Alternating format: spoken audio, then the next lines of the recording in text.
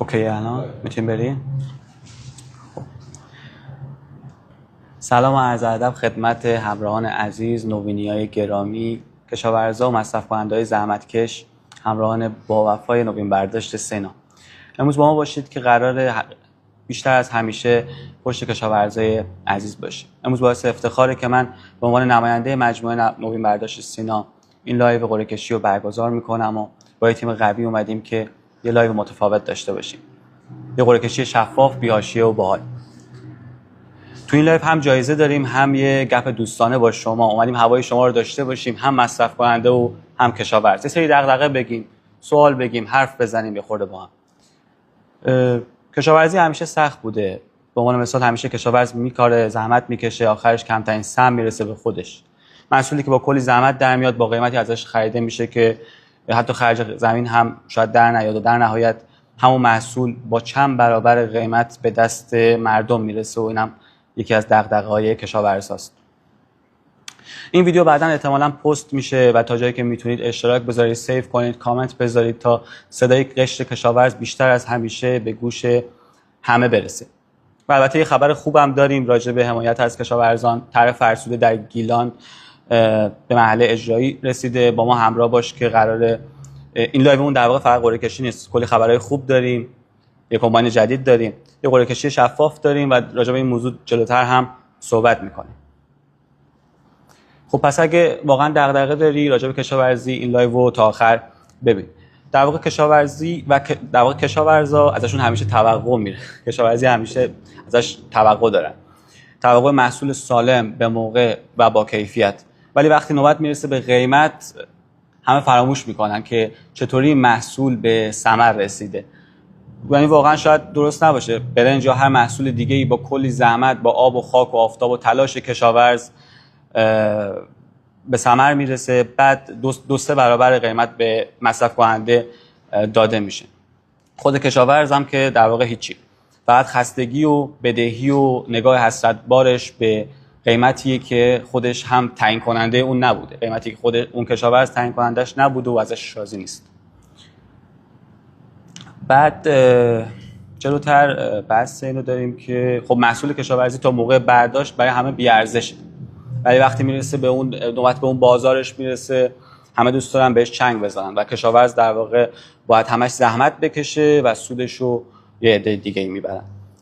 در واقع تو نوین برداشت سینا ما اومدیم تا جایی که سعی میشه بهترش کنیم. بچهای پشت خیلی تکون میخورید. اومدیم بهترش کنیم، اومدیم پشتیبان باشیم، حامی باشیم، کاری کنیم که کشاورزی بتونه حقش رو بگیره، زودتر پیشرفت کنیم، بهتر پیشرفت کنیم شاید، و در واقع بگیم که تا تهش هست. در واقع با وعده و وعید و گفتن هم شروع نکردیم، به عمل رسوندیم و وقتی به خروجی رسید داریم این رو بیان میکنیم. شروع کردیم با ساخت دستگاهی که کمتر خرج روی دوش کشاورز میذاره، کم استهلاک‌تر و در واقع با دوام بیشتری طراحی شده. نسل جدید سینا گرند و گرند پرو با همین هدف طراحی شده، با در واقع دوام اون کارایی، با بیشینه کارایی که داره، بارخوری که داره، استحکام بیشتری برای کشاورز داره، تو طولانی مدت بهتر عمل میکنه و کمتر فرسوده و مستهلک میشه. حصاد باتلاق یا زمین‌های گلی خیلی خوب عمل میکنه و واسه سخت‌ترین شرایط ساخته شده، با تلاش کارگران ایرانی که دارن نون حلال به دست میارن و مهندسا که با مغزشون دارن فکر میکنن هر روزه برای دستگاه. در واقع ما با خودمون گفتیم اگه قرار محصول کشاورز محصول بده، قیمت درست بگیره، شاید هم نتونه این اتفاق هیچ وقت بیفته، اما باید ابزار دستش ابزار درستی باشه، باید یه ابزاری باشه که استحکام و دوام داشته باشه و ما تلاشمون و در واقع چشم انداز شرکت توی محصول با دوام سعی کردیم که همیشه اینجوری باشیم، نوین‌تر از همیشه هم جلو میریم. ما با این دستگاه راه افتادیم و تازه این اول حمایت جدید ما از شماست. سینا هانو رو وردیم، یه دستگاه جدید قراره بیاریم و قراره خیلی خوب این راهو ادامه بدیم. کشاورز ایرانی وقتی داره تازه محصولش رو جمع میکنه، هنوز خاک و کثیفی رو دستش مونده و یه دفعه موج برنج وارداتی توی حجم مدیریت نشده و شاید توی زمان نامناسب وارد میشه تا اون قیمت در واقع کمر کشاورز رو بشکنه و در واقع انگیزش رو از بین ببره. یه وقتی کشاورز با جون و دل کار میکرد، با انگیزه، با امید، ولی وقتی هر سال خرج دستگاه قدیمی روی دوشش سنگینی میکرد، وقتی میدید که هر روز یه قطعه خراب میشه، یه پول اضافه‌ای باید بده، کم کم دلش میلرزه برای کار کردن و دستگاه مستهلک، وقتی دستگاه مستهلک میشه به تبع انگیزه هم مستهلک میشه، پول نداره که ماشینالات جدید بخره، ماشینالات قدیمیش هم فرسوده شده، ریزشش مثلا برای کمباین ریزش دستگاه زیاد میشه، شاید در صورت مستهلک میشه به هر عنوانی، به هر نوعی، به هر شکلی. بازم میگم این ویدیو رو تا جایی که میتونید به اشتراک بذارید، کامنت، سیو، لایک، هر جوری که صدای قشر کشاورز بیشتر از هر وقتی شنیده بشه. البته حالا که به من میگن که حالا که حرف از فرسودگی شد یه بار دیگه عنوان کنم بحث طرح فرسوده گیلان رو. البته اینجوری باید گفت در واقع که حالا که حرف فرسودگی شد یه خبر ویژه داریم برای رفقا و مخصوصا توی گیلان. البته این قرار گسترده‌تر بشه، قرار وسیع‌تر بشه تو سطح کشور. ما تو نوین برداشت سینا الان با افتخار اعلام میکنیم که طرح حمایت از ماشینالات کشاورزی فرسوده کمباین رسما در استان گیلان وارد مرحله اجرایی شده و در آینده قرار پستش هم جداگانه منتشر کنیم و بذاریم. و حالا به ما اعلام کردن که شرایط قرعه کشی مهیا شده. یه نکته مهمم راجع به قرعه کشی بگم، این اولین قرعه کشی ماست ولی آخری نخواهد بود. این کار ما فقط در واقع اتفاقی قرعه کشی ساده نیست. هدف ما این بود که یه سازوکار درست ایجاد کنیم، یه فکر درست برای قرعه کشی‌های آیندهمون، یه چیز شفاف که تو قرعه‌های آینده شما بتونید انگیزه داشته باشید که شرکت کنید، کلی در واقع جوایز نفیس بدیم، گسترده‌تر کمک کنیم به شما و هدیه‌های باحال و جشنواره‌های باحال رو داشته باشیم. خب قرعه کشی رو شروع میکنه. در واقع هدف ما اینم بگم قبل از اینکه بیام برای قرعه کشی، ایجاد یه جریان واقعی، هدف ما ایجاد یه جریان واقعی از قدردانی، شفافیت و همراهی با کشاورزه و این فقط شروع در واقع راه ما. پس منتظر جوایز و جشنواره‌های گسترده‌تر ما باشید با هدیه‌های نفیس‌تر و بیشتر ما. خب بچه‌ها هم اگه دوربین رو چیز کنن کم کم انجامش میدیم که قرعه کشی رو انجام میدیم. بله.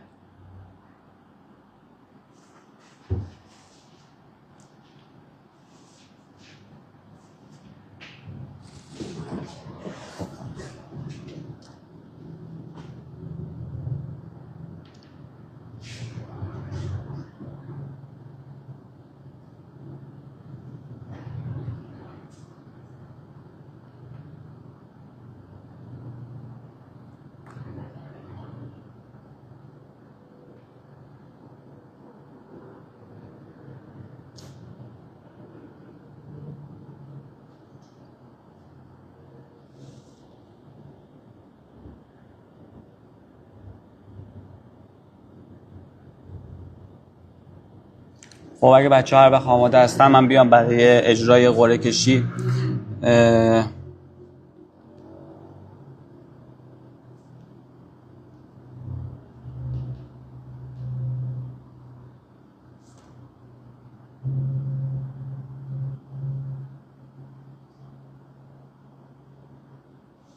خب مثل اینکه شرایط آماده شده برای قرعه کشی، منم میام برای انجام قرعه کشی.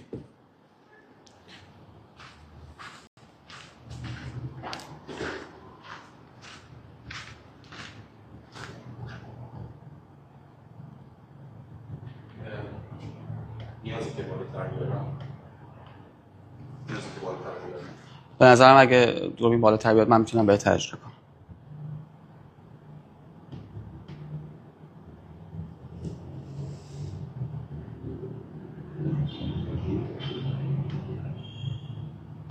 خب اگه فکر کنم به در واقع درگاه قرعه کشی متصل نیستش، اینو باید با گوشی فراهم کنید که من بتونم به اینترنت متصل باشم. با همون اتفاق میشه انجام میشه. آره بچهای یه تشکرم بکنم از بچهای پشت صحنه، تیم صدا، تیم در واقع دوربین فیلم برداری و تدارکات، خیلی زحمت کشیدن برای اینکه این لایو انجام بشه هرچه سریعتر و زودتر تا برای جشنواره‌های دیگه‌مون هم مهیا بشیم. بعدش هم بچه‌ها به من اگه میتونن اطلاع بدین که چند نفر در واقع توی این قرعه کشی شرکت کردن، میتونن چیز کنن، در حالا به من بگین که چطوری میتونه این انجام بشه.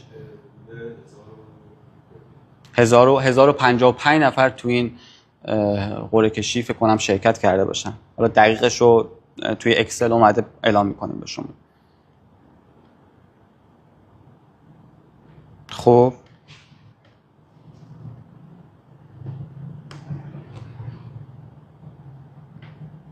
این قرعه کشی چطوریه؟ همه اون مثلا یکی اگه چند بار کامنت 356 رو گذاشته باشم شرکت داده میشه توی قرعه کشی؟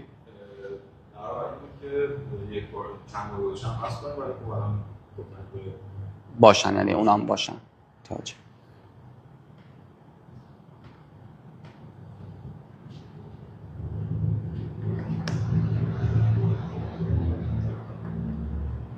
خب سیستم این قرعه کشی تا جایی که به من اعلام شده اینجوریه که شفاف، کد اصالت سنجی داره برای اینکه بتونید روی قرعه کشی‌های دیگه هم حساب باز کنید. بعد این چند تا نظرسنجی داخل استوری گذاشتیم، نتیجهش رو به شما اعلام می‌کنیم. یکی از نتایجش این بود که قیمت‌ها باید اصلاح بشه، میتونه بهتر هم بشه. واسه همین این صحبت‌ها رو کنار شما داشتیم.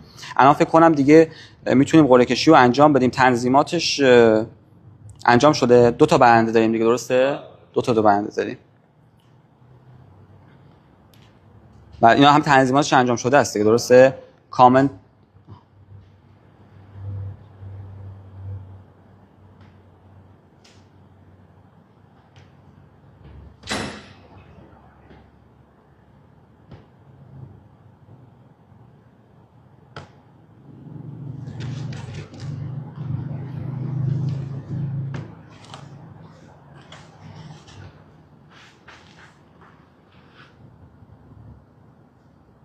خب مثل اینکه در حال پردازش 2 تا برنده ما که برنده سمپاش و یک کودپاژ برقی هستن الان مشخص میشن.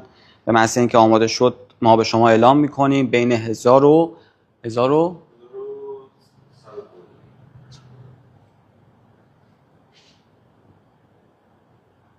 الان بیشتر شده چون بچه‌ها من اعلام کردن 1055 نفر. خب مثل اینکه فایلش داره دانلود میشه. کد اصالت سنجیش هم میتونید بعداً بزنید. میتونی بیاری نشون بدی جلوتر که کیا برنده شدن رو. فکر کنم الان دیگه اینو اجرا بزنم باز میکنه. صفحه رو بیار.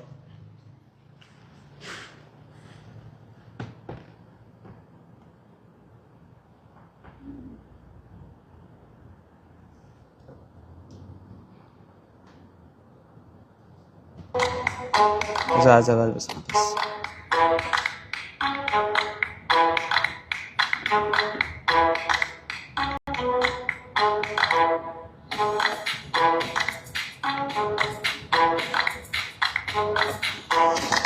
خب آقای با آیدی فامود و رضا دهقانی بیایم عقب‌تر. اینجا نگهش دار، نمایش ساده رو بزنیم.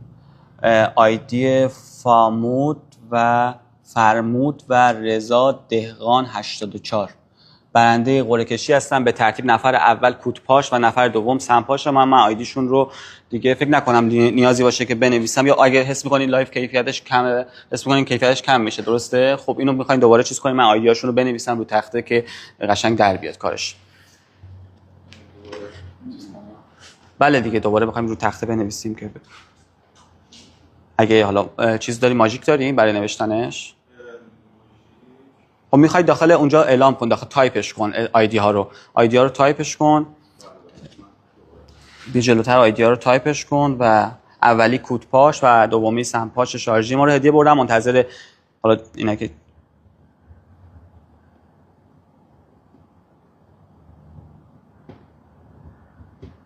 خب بزن دیگه، حالا بعداً براشون حالا دایرکت هم میدیم دیگه. خب و دومی رضا دهقان 84.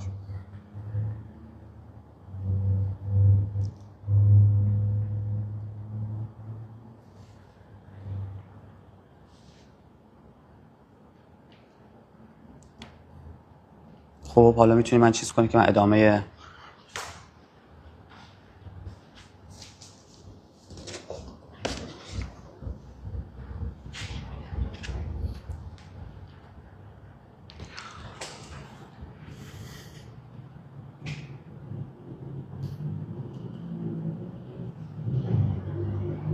خب میتونیم بریم. خب تبریک میگم بهشون، آقای فرمود و آقای رضا دهقان آیدی 84 فکر کنم بود. دم شما گرم، شما الان تو لیست هستید، برنده کودپاش شارژی و سمپاش شارژی ما شدید. و اگه هم شما که بیننده این لایو هستین، بیننده این پست هستین، برنده نشدید، اصلا نگران نباشید. ما کلی قرعه کشی و جشنواره داریم در ادامه. ما هستیم با شما، کنار کشاورزا هستیم با برنامه‌های بیشتر، با حمایت واقعی. امیدواریم 2 تا هدیه هم براشون کاربرد داشته باشه، یا اگه هم که نداره دیگه باید داشته باشه دیگه، باید کاربردی داشته باشه. بعد حالا 2 تا نظرسنجی هم داریم. این نظرسنجی ها هم برای من بچه‌ها اگه بیارن رو اون سیستم فکر کنم روی اون سیستم نظرسنجی رو اگه بیارن من خودم برش دارم برام بدید اینو.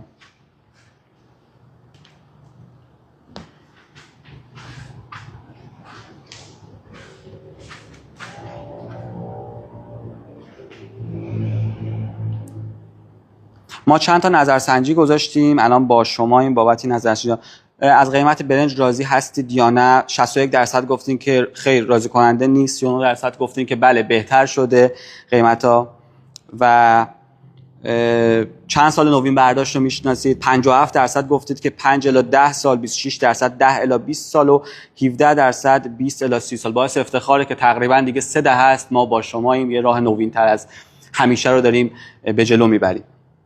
در واقع شرکت نوین برداشت سینا با بیش از 3 دهه تجربه دیگه کنار شما یکی از پایدارترین و قابل اعتمادترین شرکت‌ها تو حوزه ماشین‌آلات کشاورزی با پشتوانه و سالها تعهد به شما با دستگاهایی که سالهای سال کنار شما بوده. امیدواریم که کلی این دستگاهامون این همه سال اگه استفادهش کردین باعث برکت و روزی و سلامتی و روزای خوب، خاطرات شیرین، خریدای زیبا براتون بوده باشه. و یه نظرسنجی دیگه هم گذاشتیم که از قدیمی‌ها یه جشنواره بذاریم که قدیمی‌ترین عکس‌ها و فیلماتون رو با ما به اشتراک بذارید با کمباین سینا. بین این هم یه جشنواره میذاریم، همین الان قولش رو میدیم که یه جشنواره میذاریم با قدیمی‌ترین عکس یا فیلمی که با کمباین سینا دارید. این قدیمی‌ترین عکس یا فیلم جز ستای قدیمی‌ترین دستگاه ما باشه، ما واسه اونم یه جایزه میذاریم. اون دیگه قرعه کشی نداره، اون دیگه برمیگرده به اون رتبه بندی قدیمی ترین عکس‌ها. تیم کارشناسا قدیمی ترین عکس‌ها بهش جایزه میدن.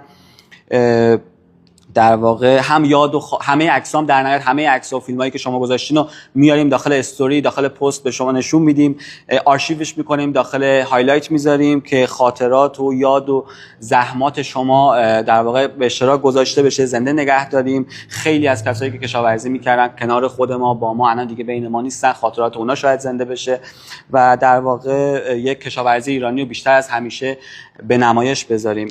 از طرفی هم نمیتونم اینجا بذارم. آره. خب امیدواریم که این برنامه براتون لذت بخش بوده باشه. خیلی خلاصه و سریع سعی کردیم که جمعش کنیم و بتونیم یه ارائه خوبی داشته باشیم برای شما. 2 تا برنده داشتیم، یک کم صحبت راجع به مبحث کشاورزی داشتیم. بازم میگم این بعداً پست میشه احتمالاً. به اشتراک بذارین، سیو کنین، کامنت بذارین تا از ما و قشر کشاورزی حمایت کنین تا پیشرفت کشاورزا و ما و در کل مردم سریعتر و بهتر اتفاق بیفته. امیدوارم که برنامه خوبی بوده باشه براتون. شما رو به خدای بزرگ میسپارم. فعلا خدا نگهدار.